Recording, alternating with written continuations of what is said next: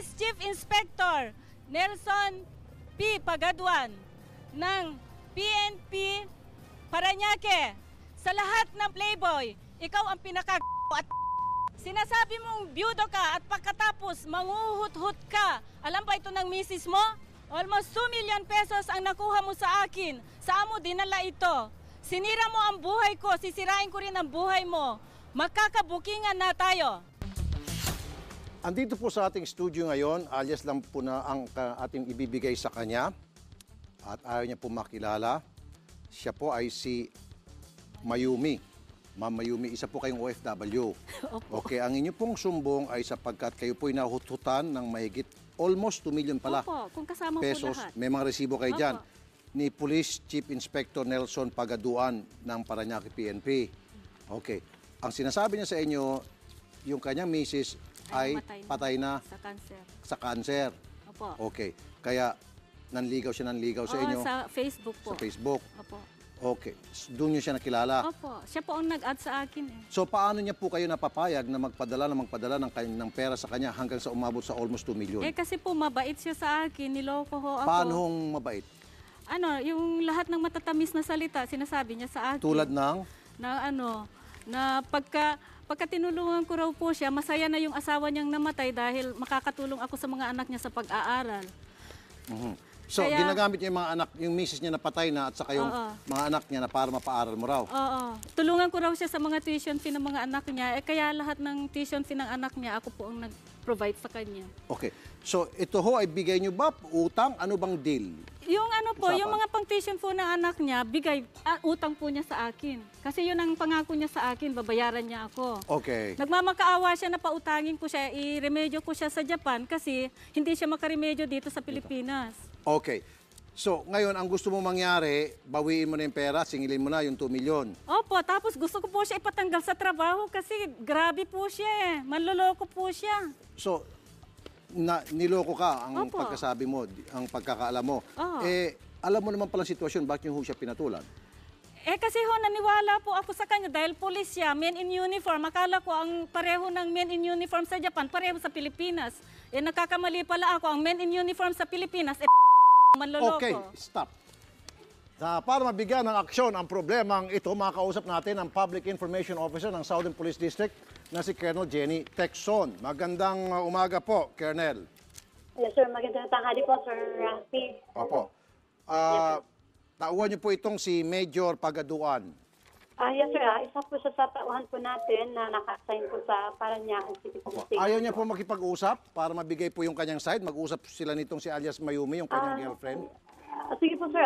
Kailan po ba darating si Ma'am Mayumi Hindi, ngayon po mismo, at para mabigay niya yung side niya. Kasi pangit naman yung one-sided lang tayo rito. Ang nagsasalita lamang, ito nag-aakusa. Gusto ko sana magbigay din ng panig yung inaakusa. Ay, okay, sir. Malay natin, meron din siyang side.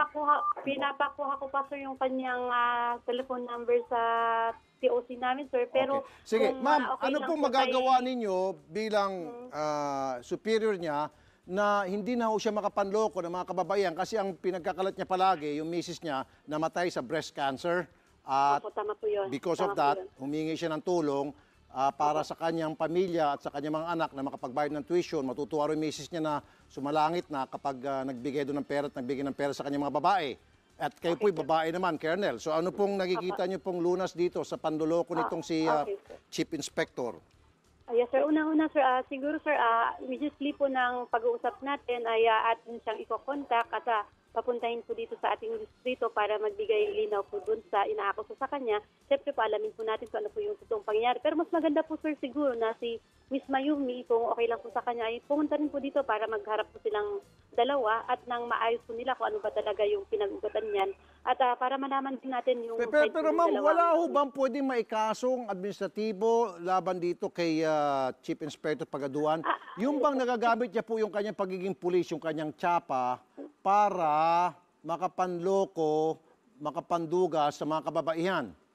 Actually, sir, mayroon naman po yan karampatang pwedeng ikaso po sa kanya. Ano pero po kaso dapat, yan? Sir, pero dapat, sir, ay mayroon po munang magre-reklamo po, sir, ng laban po sa kanya. Naman Sir, ho kayo. Yes, sir. Kasi wala naman, sa atin naman po, sir, dito sa SPD, Hindi naman po natin, sir, kinokondon kung ano man ang mga ginagawa ng ating mga kasamahan, lalo na po kung ito ay nakakasira na po sa imahe po ng ating organisasyon at una kung ito At saka ay isa pa talagang pala, mayroong- ma'am, nasabi kanina sa akin ni alias Mayumi, dyan daw sa police station, nung tumatawag siya, kilalang kilala daw itong si Medyo na napakaraming babae.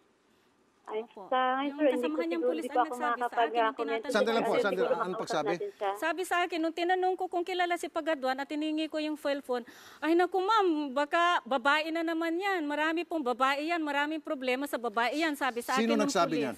Yung kasamahan niyang pulis. Ayaw ko pong sabihin yung pulis kasi, siyempre, kasamahan niya Sabi yun. niya, maraming babae yan. Maraming Naku. problema sa babae yan. Puro Yes, sir. Yes, problema sir. niya babae, sabi nung... Sinabi ni Bob, ng manguhutot pulis yan, niya. ganun. Hindi niya sinabi, kaya marami daw babae.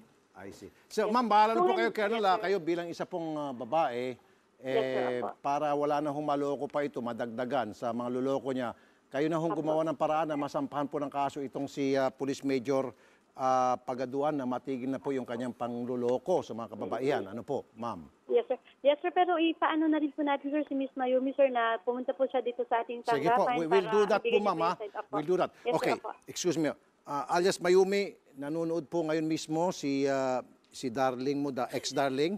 Ano po mensahe mo sa kanya kasi ayaw niya magsalita? Sige. Sabi mo sa kanya, Ay! Okay. Tapos na. Alright. Okay na yan, ha? Salamat po, ha? Steady ka lang dyan. Kasama namin kayo. Be sure to come back. Use 5 everywhere. Copyright 2016.